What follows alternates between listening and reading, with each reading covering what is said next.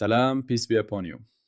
My name is Mohammed Layiq Sediqi, the father of Holophase. Part 39. Identity over time. Temporal Semanticity. Remember the language we are learning together? There is one field, phi, the holophase, one continuous cyclic movement from which all of reality unfolds.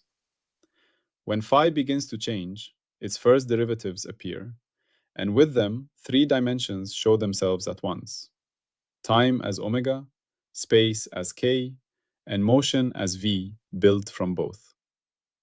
Every higher derivative is a finer question about how phi is changing, and each one casts three shadows together: a time shadow, a space shadow, and a motion shadow. These echoes mix and weave into one another, forming the patterns we call fields, particles, bodies, thoughts, and worlds. In this picture, everything that exists is a living tapestry of phi, endlessly echoing through its derivatives and their dimensional shadows. Today, we pause again to listen to just one of those echoes. We now stand at a new beginning, inside a structure we have already completed. In part 38, we reached the summit. We saw how stable derivative patterns in phi become the identities, the things of our world. We understood that what we call an object is really a stable pattern in the field. Now we begin a deeper descent into the nature of identity itself. We ask a more subtle question: what does it really mean for something to remain itself through time? How can a pattern in an ever-changing field remain the same thing from one moment to the next? In this part, we begin our exploration of identity's threefold nature by focusing on its most fundamental aspect, its existence in time. We explore identity over time, temporal semanticity. This is where we learn that sameness is not the absence of change. Sameness over time is a very specific and recognizable way of changing. At the core of our journey is a simple but profound fact. There is only phi, and phi is always changing. Its derivatives, omega, alpha, jerk, and so on, are all measures of change. This gives us a paradox that seems almost philosophical. If everything is change, how can anything be the same? If phi never stops moving, what does it mean to say that one thing persists? The answer comes when we shift perspective. Sameness over time does not mean that nothing changes. Sameness over time means that the pattern of change itself is stable. Think of a melody. From note to note, the sound changes continuously, yet the melody remains the same. The identity of Twinkle Twinkle Little Star does not live in any single note. It lives in the specific pattern of intervals between notes, the rhythm, the way one moment leads into the next. You can play the melody faster or slower, louder or softer, in a different key, and it is still recognizable. Its identity is not in frozen sound. It is in the stable pattern of temporal relationships. In the holophase picture, an identity is like a melody written in the language of derivatives. Its sameness over time is the persistence of a specific pattern among its time derivatives, among its omega, its alpha, its higher temporal structure. What makes something the same is that as phi continues to evolve, the relationships between these temporal derivatives keep following the same rule. Just as a melody has a recognizable contour and timing, an identity has a recognizable temporal fingerprint in the flow of phi. Every stable identity has such a temporal fingerprint, a unique signature written entirely in the language of time. This fingerprint can take several different forms. One simple form is a periodic rhythm, like a pure tone. Here, the pattern repeats itself exactly. The identity's omega is constant, and alpha is effectively zero. This is the temporal fingerprint of a perfect musical pitch, of a stable atomic clock transition, or of the oscillation associated with a photon of a specific color. The rule is simple. Repeat this exact time interval over and over again. Another form is a modulated rhythm, an evolving tone. In this case, omega itself changes in a predictable way. Maybe it increases smoothly or decreases smoothly, what we might call a chirp. Alpha is not zero, but it is stable and well-defined. This is the temporal fingerprint of a siren approaching and passing you, where the pitch sweeps up and then down, or of a planet in an elliptical orbit whose speed changes in a regular, predictable fashion. There are also more complex patterns. A quasi-periodic rhythm is made from several rhythms layered together, often with frequencies that do not line up into a simple repetition. Think of a heartbeat. It is not a perfect metronome, yet it is not random either. It has a complex rhythm with variations that are themselves stable and characteristic of health. This fingerprint lives in a higher dimensional space of derivatives. Finally, even chaotic systems can have a temporal identity. A specific chaotic attractor in a turbulent flow or a complex brain state produces a time series that is unpredictable moment to moment, yet bounded and statistically recognizable. In this case, the temporal fingerprint lives in the shape of the strange attractor in derivative space, rather than in a simple repeating sequence. In the language metaphor, the temporal fingerprint is like the verb tense and pacing of an identity story. It tells us how the identity unfolds in time, whether it hums steadily, accelerates into a climax, or pulses with complex internal variation. A steady hum is like a present tense sentence. It is. An accelerating pulse feels like a building up narrative. A heartbeat is a recurring motif with variations.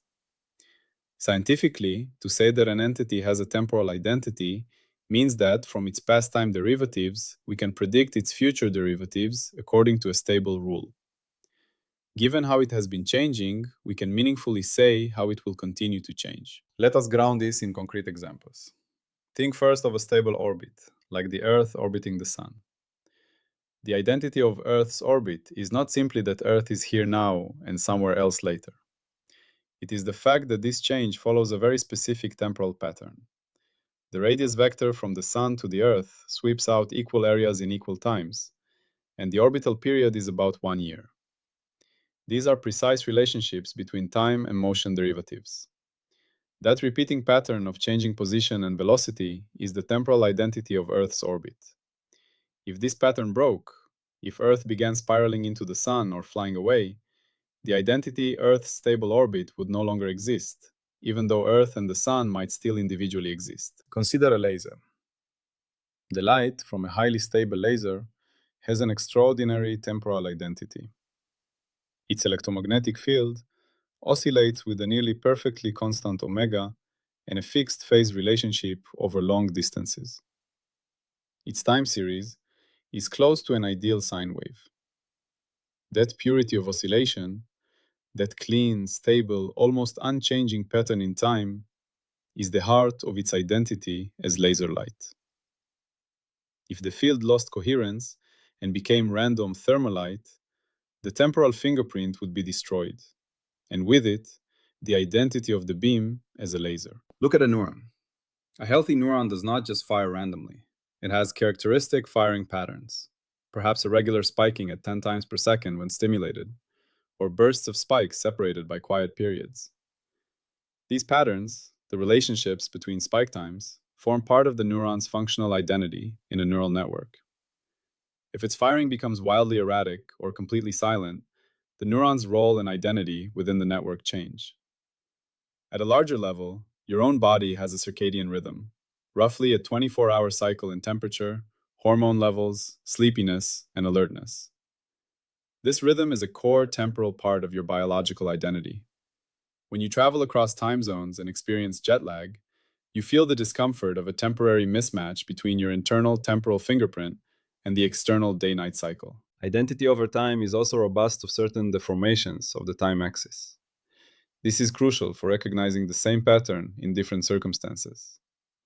If you film a pendulum swinging and play the recording back at half speed, everything appears in slow motion.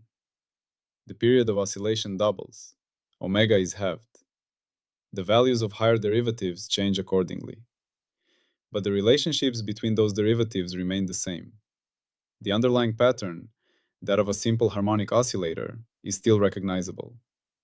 The temporal identity has been stretched, but not destroyed. Similarly, time translation does not affect temporal identity. A melody does not become a different melody if you start it at 3 o'clock instead of 2 o'clock. An orbit does not become a different orbit if you start counting it on a different date. The pattern is invariant under shifts in the origin of the time axis. Phase shifts also leave temporal identity intact. A spinning wheel is the same spinning wheel whether you first look at it when one spoke is vertical or when another spoke is vertical. The periodic temporal identity is indifferent to where in the cycle you begin observing it. On the other hand, some temporal changes do break identity. If the pendulum suddenly stops oscillating and just hangs motionless, then its identity as a swinging pendulum is gone, even though the physical object remains. If a laser loses its coherence and becomes a flickering, noisy source, its identity as a laser has been destroyed. If your circadian rhythm permanently doubled so that your internal cycle was 48 hours long, that would represent a deep change in your physiological identity. The key idea is that temporal identity is preserved under transformations that respect the grammar of the pattern's time derivatives and is broken by transformations that violate that temporal grammar. Even though we are focusing on the time echo, we must remember the triunity of time, space, and motion. Temporal identity is one thread in a braid. The time echo is the rhythm itself, the pattern of omega, alpha, and higher derivatives that form the recognizable melody of an identity's existence. The space echo is the stage on which that rhythm is played. Every temporal pattern must be embodied somewhere. In the heart muscle for a heartbeat, in the orbital geometry for a planet, in the neural circuitry for a thought. The motion echo is the rhythm of movement that emerges from the interplay of time and space. For many identities, their temporal pattern is directly visible as motion. The velocity of a planet as a function of time, the acceleration profile of a galloping horse, or the pacing of a runner's stride. A complete identity requires all three echoes working together: a temporal rhythm, a spatial structure that instantiates it, and the kinematic pattern that results from it. Within the master tree, temporal identity lives at the base of the temporal identity column, inside the broader identity tower. It depends on everything we have already learned in the temporal nuance tower, our earlier exploration of omega, alpha, and higher order time derivatives. It takes those building blocks and applies the principle of semantic stability to them, asking, which temporal patterns are stable and recognizable enough to count as a persistent identity? That understanding then feeds upward into later synthesis, where temporal, spatial, and motion identities must be brought together into a single, unified picture of what it means to be a thing in the Holophase language. Temporal identity also connects naturally to its neighboring concepts. At the base, it is still just phi, changing in time. Temporal identity is a specific, stable modulation of how phi changes with respect to time. Omega and alpha are the primary letters of this modulation. Omega tells you the basic tempo, and alpha tells you how that tempo is itself changing. Constraint chains, the equations of motion, restrict which temporal fingerprints are even possible. An orbit's rhythm is not arbitrary. It is a solution to gravitational constraints. Quadratic balances, the tallies of kinetic and potential contributions, often decide whether a given temporal pattern is stable or not. A constant omega can correspond to a configuration that sits at or near a minimum of these tallies. Wave semantics remind us that a wave's temporal identity, its omega, is half of the dispersion relation grammar. The other half lives in space as k. The envelope of a wave packet, how it grows, moves, or decays in time, is a key part of its identity as a traveling phrase in the field. This idea is also sharply falsifiable. The claim is that if something is a genuine identity, then its time evolution should show a stable derivative pattern. If we study entities that everyone agrees are real and persistent, planets, atoms, organisms, and find no stable structure in their time series, then something is wrong in our framework or in our notion of identity. In practice, we find the opposite. Take a pulsar, a rotating neutron star emitting beams of radio waves like a lighthouse. When astronomers record its pulses over months and years, they find a remarkably stable rotation period, a very precise omega, and a tiny, predictable slowdown over time, a small alpha. Pulsars are so stable that they can rival atomic clocks. Their entire identity is almost purely temporal, a stable, predictable rhythm. If a pulsar suddenly had pulses arriving at completely random times, with no stable structure in their derivatives, we would stop calling it a pulsar. This shows how, in reality, identities and temporal fingerprints go hand in hand. All around us, the cosmos is full of temporal identities. In physics, atomic clocks use the hyperfine transition of cesium-133 as their core. The temporal fingerprint of that transition, a frequency of 9,192,631,770 oscillations per second, is so stable that we define the second by it. Earth's rotation, roughly 24 hours, is another part of our planet's identity. That daily rhythm shapes the climate, biology, and human culture. A drastic change in this period would rewrite almost every other identity on Earth. In chemistry, some reactions do not just go to equilibrium, they oscillate. The Belousov-Jabotinsky reaction is a famous example where colors in a liquid chemical mixture change in rhythmic waves. Each oscillating pattern has a particular period. That period is part of the identity of that specific chemical system. In biology, the cell cycle is a temporal identity. A cell moves through phases of growth, DNA replication, preparation, and division in a characteristic order and timing. When this temporal pattern is disrupted, the cell can become cancerous. At the behavioral level, many animals have species-specific rhythms. The chirp pattern of a cricket, the flashing sequence of a firefly, the breathing pattern of a whale. These are not random. They are temporal identities used for communication and recognition. In geology, Earth's climate shows long-term temporal patterns, such as ice age cycles driven by slow changes in our orbit and axial tilt. These Milankovitch cycles are part of the long-term temporal identity of the Earth system. In human physiology, your sleep-wake cycle is a powerful temporal pattern. When it is disrupted, you feel profoundly unsettled because part of your temporal identity has been disturbed. Our cultural and inner lives are also saturated with temporal identities. In music, part of recognizing a composer or a genre is recognizing its temporal habits, the kinds of rhythms used, the way tension and release are timed, the way themes return. A Beethoven symphony has a very different temporal fingerprint from a minimalist electronic track, even if we ignore the melodies and harmonies. In film, editors speak of pace, the rhythm of cuts, the duration of shots, the timing of quiet and intense moments. This temporal pacing is a large part of a director's identity. At the level of institutions and societies, we see business cycles, electoral cycles, cycles of conflict and peace. Historians sometimes try to identify long-term rhythms in the rise and fall of empires. These are attempts, however rough, to grasp temporal identities at large scales. In personal life, your habits and routines form a concrete temporal pattern. The times you usually wake up, eat, work, rest, and sleep define a daily rhythm that shapes your experience and productivity. Changing a habit is, in a real sense, modifying a piece of your temporal identity. At the level of story, we create life narratives for ourselves. My childhood, my rebellious years, my focused years. These narratives are a way of giving temporal coherence to our experience, a way of saying, I am the same person through these changes, because I can see a pattern connecting my past, present, and imagined future. Even in technology, temporal fingerprints are everywhere. A computer processor's clock speed is a fundamental part of its identity. Communication protocols are defined by specific timing patterns.